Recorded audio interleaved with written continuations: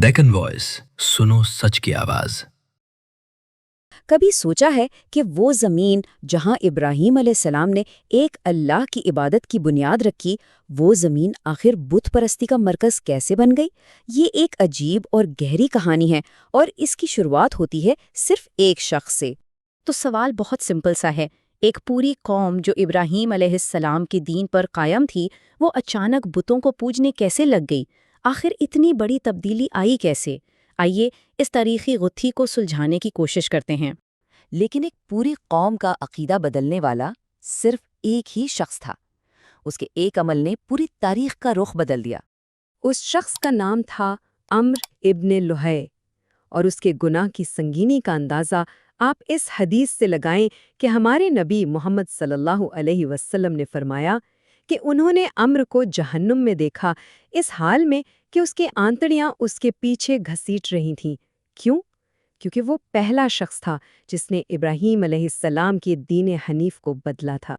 तो अब सवाल ये है कि अम्र इब्न लुहै ने आखिर ऐसा क्या किया था जिसकी सज़ा इतनी खौफनाक है?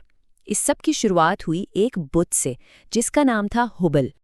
तो हुआ कुछ यूं कि अम्र इब्न लुहै, जो एक कबीले का सरदार था, वो सफ़र करके सिरिया गया। वहाँ उसने आमालिक कौम को देखा जो उस वक्त बहुत तरक्की याफ्ता और ताकतवर थी। उनके शहर, उनका रहन सहन देखकर अमर बहुत मुतासिर हुआ, एक एहसास कमतरी का शिकार हो गया। जब उसने उन लोगों को बुतों की पूजा करते देखा तो पूछा, ये क्या है? उन्होंने कहा, इन्हीं से तो हम मदद मांगते हैं, बारिश मांगते हैं तो बारिश होती है, दुश्मन पर फतह मांगते हैं तो फतह मिलती है। बस ये सुनना था कि अमर उनसे इतना इम्प्रेस हुआ कि उनसे तोहफे में एक बुत मांग लिया, और उस बुत का नाम था हुबल। ये वो पहला बुत था जिसे अम्र मक्का की जमीन पर लाया। और सोचिए जरा, उसने से कहाँ रखा? ठीक काबा के सामने, अल्लाह के घर के सामने। और वक्त के साथ साथ यही हुबल कुरैश का सबसे बड़ा माबूद बन गया। अम्र का काम सिर्फ बुत लाने तक नहीं रुका, उसने इससे भी आगे बढ़कर हज की रूह यानी तलबिया को बदल दिया। असल तलबिया तौहीद का इकरार था। लब्बैक अल्लाहुम्मा लब्बैक, लब्बैक ला शरीका लक लब्बैक। मतलब, मैं हाजिर हूँ ए अल्लाह, मैं हाजिर हूँ, तेरा कोई शरीक नहीं है। लेकिन अम्र ने इसमें शिर्क की मिलावट कर दी। वो लोगों से कहलवाता, इल्ला शरीकन हुआ लक तमलिकुहु वमा मलक, यानी सिवाय उस शरीक के जो है तो तेरा ही और तू ही उसका और उसकी हर चीज़ का मालिक है। देखा आपने कितनी चालाकी से अल्लाह के लिए शरीक बना दिए। अच्छा, यहाँ पर एक बहुत अहम सवाल उठता है। एक शख्स के कहने पर पूरी की पूरी कौम ने अपने आबाओ अजदाद का दीन कैसे छोड़ दिया? आखिर ये गुमराही इतनी तेज़ी से फैली कैसे? इसकी 3 बड़ी वजूहात थीं। पहली, जैसा हमने बात की, अमरम अमालिक कौम की दुनियावी तरक्की से मरोब हो चुका था। उसे लगा कि जो कौम इतनी ताकतवर है उसका दीन भी सही होगा। दूसरी वजह थी अमर का अपना असर व रसूख। वो कोई आम आदमी नहीं था, बल्कि अपने कबीले खुजा का इज्जतदार और मालदार सरदार था। लोग उसकी बात सुनते थे, मानते थे। और तीसरी और सबसे अहम वजह थी इल्म की कमी। लोगों को दीन का सही इल्म ही नहीं था। इस टाइमलाइन को ज़रा देखिए।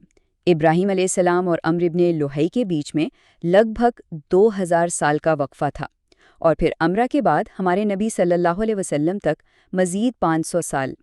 ये सदियों का लंबा अरसा था जब कोई नबी नहीं आया, कोई आसमानी हिदायत नहीं आई, और जब इल्म का नूर ना हो तो जहालत के अंधेरे फैल ही जाते हैं। और फिर इस सारे मामले में शैतान ने भी अपना किरदार अदा किया। रिवायात में आता है कि शैतान ने अमर को ख्वाब में आकर उन 5 कदीमी बुतों के बारे में बताया जिनकी पूजा नूह अलैहिस्सलाम की कौम करती थी: वद, सुवा, यगूस, याऊक और नस्र। अमर ने उन बुतों को ज़मीन से निकाला और अलग अलग कबीलों में तकसीम कर दिया, और इस तरह बुत परस्ती को मज़ीद आम कर दिया। ये सिर्फ एक तारीखी किस्सा नहीं है। इस पूरी कहानी में आज हमारे अपने दौर के लिए बहुत गहरे सबक छुपे हैं।